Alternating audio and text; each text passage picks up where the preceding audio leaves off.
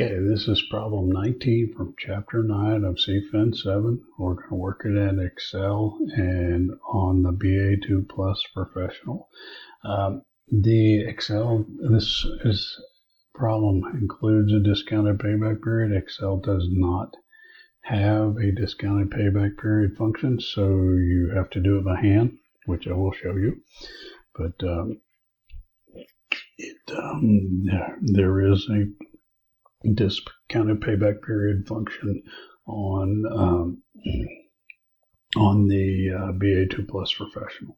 So, all right. So, Epson Manufacturing is evaluating a project that costs $464,000 and is expected to generate $200,000 each of the next 3 years. Compute the project's net present value, internal rate of return, and discounted payback period. Epson's required rate of return is 13%. So cash flow is 0, 1, 2, and 3. So we've got an initial cost of $464,000.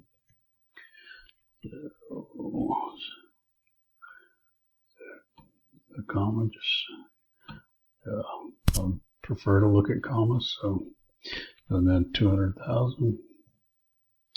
And then equal, and we'll drag it down. Oops. There we go, get the cross, and then we can drag it out. So then we got required rate of return, NPV, IRR. Required rate of return, I hit the percent key there, so that 13%, 13 enter, so equals NPV.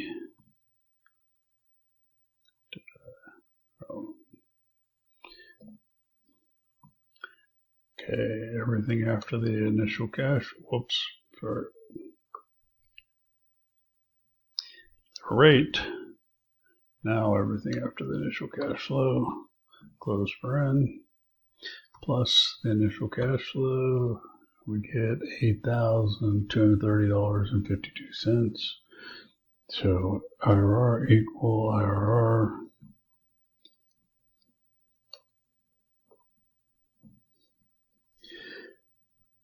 %, so 14.04. Both the NPV is positive, the IRR is greater than the required rate of return.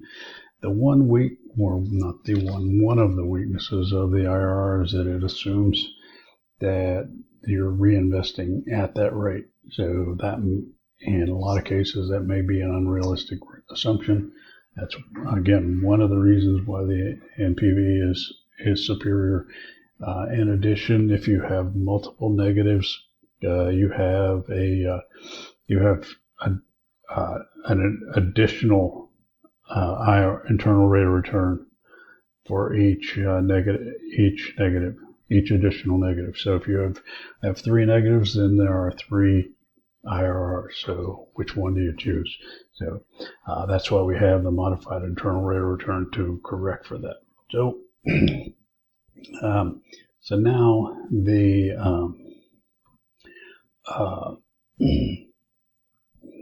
to calculate the payback period, we need to calculate the present value. So we have equals divided by 1 plus the required rate of return, and we hit function F4. That makes it absolute. Close paren, and then comma, and then we capture the period. So in this case it's 0, so it won't have any effect on the initial cash flow, but we can, whoops, there. All right, so let's drag this down. Yeah, so what we're going to do is come over here and we'll do sum equals sum, and we're going to highlight both of these, and then we're going to hit we're going to make that first one absolute. So function F4, and so now what we're doing is we're reducing the initial costs by the present value of the cash flow during the year. So now we can drag this down. So so once we can tell that the project pays off during the final year because that this number is a positive, so we delete that. So the discounted payback period is going to be 2 years plus the fraction. So it's equals 2 plus the let's make this do this in parentheses. We'll change the sign of that. Then the 130 divided by the 138 and to 2.94 years. So the discounted payback period is less than the life of the project, which also means it's acceptable. So if we were going to do this on the calculator, so second cash flow, second clear. So initial cost $464,000.